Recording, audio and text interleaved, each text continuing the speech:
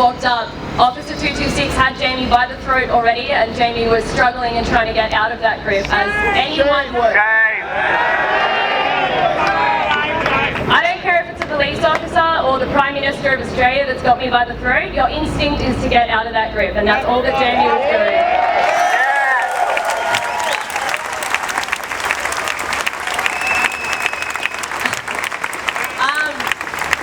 That said, I'm not here to absolve Jamie of any wrongdoing. I'm not here to deny or to claim his innocence, but I think the court system is in place for a reason. If Jamie was using offensive language, that's a completely separate issue. If Jamie was resisting arrest and if Jamie was assaulting a police officer, he's going to court on April 1st because of all of that.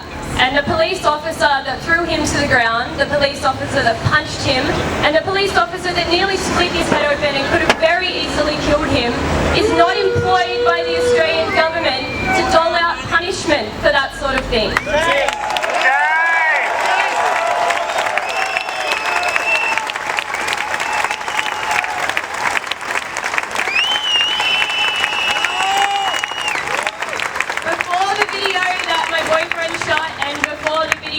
That have emerged since, that same police officer had thrown him by the throat backwards to the ground and made his head bleed, then punched him again when he tried to lash out, which is maybe the wrong thing to do, maybe not the wrong thing to do, but it's not up to that cop to punish.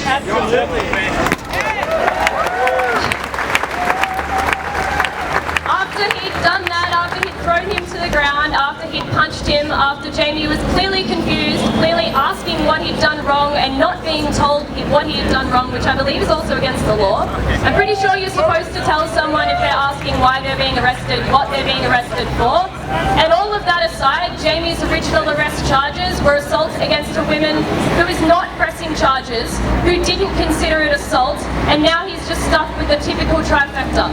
I think that says a lot about Officer 226, and it says a lot about the circumstances surrounding Jamie's arrest. And I think that we should be fighting against what happened to Jamie and not what Jamie did. And I think that